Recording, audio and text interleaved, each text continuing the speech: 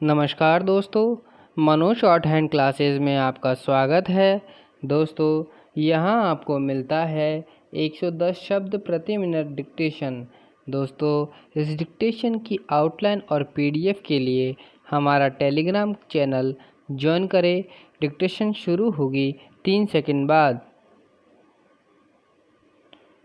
उपाध्यक्ष महोदय, अगर भारत की आर्थिक व्यवस्था को हम देखें तो यह कहने में कोई त्रुटि नहीं होगी कि कृषि उसका आधार है। किसी भी देश की सामाजिक और आर्थिक स्थिति उस देश की भूमि की उत्पादन शक्ति पर निर्भर रहा करती है।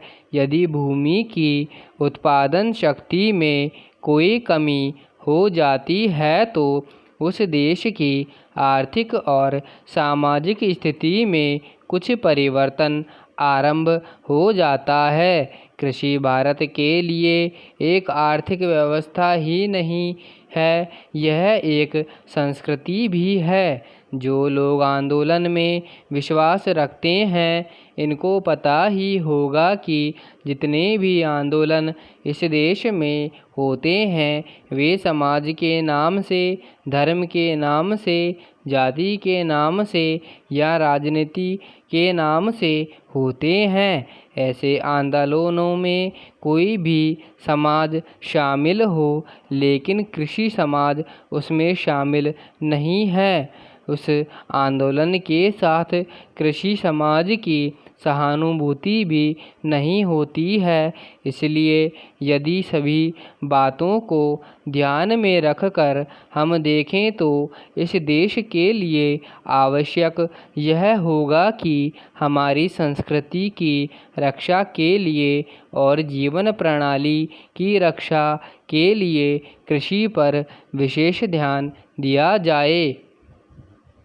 कृषि के क्षेत्र में इस वर्ष काफ़ी प्रगति हुई है। यदि आप 1801 से 1901 तक का काल देखें तो आप देखेंगे कि हमारे देश में 31 अकाल पड़े, जिसमें 4 करोड़ लोग मरे।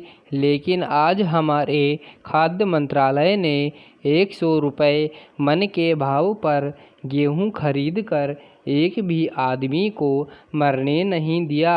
इसके लिए हमारा खाद्य मंत्रालय बधाई का पात्र है।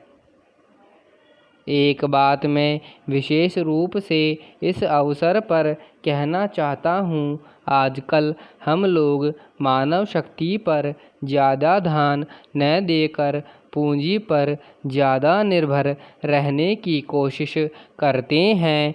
आपको याद होगा, लगभग 5 दशक पहले में जापान की आर्थिक व्यवस्था बिगड़ गई थी, लेकिन वहाँ के 60 लाख काश्तकारों ने कृषि शिक्षा के बल पर इतना अनाज पैदा करके दिखलाया कि आज वे 10 करोड़ आदमियों का पालन पोषण कर रहे हैं। वहाँ पर 30 ऐसे विश्वविद्यालय हैं जिनमें कृषि की शिक्षा दी जाती है, जिनसे 16,000 छात्र प्रति वर्ष शिक्षा प्राप्त करके निकलते हैं। आज हमारे देश में पर्याप्त कृषि विश्वविद्यालय स्थापित हो चुके हैं। हमारे देश की 120 करोड़ जनसंख्या को दृष्टि में रखते हुए जापान एक बहुत छोटा सा राज्य है, शायद राजस्थान से ही कुछ बड़ा है। उपाध्यक्ष महोदय, यह ठीक है कि हम प्रगतिशील हैं, लेकिन हमारी गति में तेजी आनी चाहिए। श्रम की तरफ हमारा अधिक ध्यान जाना चाहिए। जो 5 वर्षीय योजनाएं हमने बनाई हैं, उनमें हमारा लक्ष्य केवल यह नहीं था कि हम अधिक अन्न पैदा करें, हमारा लक्ष्य यह भी था कि अच्छे आदमी पैदा करें, जिससे कि भारत में रहने वाले प्रत्येक नागरिक का ठीक विकास हो। मैं इस बात से सहमत हूँ कि राज्यों में जहाँ बहुमत के आधार पर विरोधी दलों की सरकारें हैं, उनको तोड़ने का अधिकार केंद्र को नहीं होना चाहिए। लेकिन फिर भी हमें स्थिति को देखते हुए भेद करना चाहिए। गुजरात की सरकार टूट गई, इसके लिए हमको अफसोस नहीं करना चाहिए। जहाँ तक इस बिल का संबंध है, मैं इसकी कमियों की तरफ आपका ध्यान दिलाना चाहता हूँ, जिससे कि आपको उसे ठीक करने की प्रेरणा मिले और उसको आप ठीक करके वहाँ का काम चलाएं। इसका आशय यह भी नहीं है कि जो पार्टी सरकार चलाती है वह सब काम करती है, लेकिन फिर भी मैं यह मानता हूँ कि जो सरकार गुजरात की सरकार टूट गई वह अच्छी बात हुई है। गुजरात के लिए आपको संसद सदस्यों की जो समिति बनाई है वह एक ठीक कदम है, लेकिन इस बात का आश्वासन भी आपको देना चाहिए कि राज्य और जिला स्तर पर जो समितियां आप बनाने जा रहे हैं उनको सर्वदलीय बनाएंगे, ताकि जनता की जो कठिनाइयां हैं वे आपके सामने प्रत्यक्ष रूप से आ सके और उनकी भावना के अनुसार वहां पर कुछ काम हो सके। अगर ऐसी व्यवस्था नहीं होगी तो और बाहर के लोगों को आप उन समितियों में रखेंगे जिनको गुजरात की समस्याओं को हल नहीं कर सकेंगे।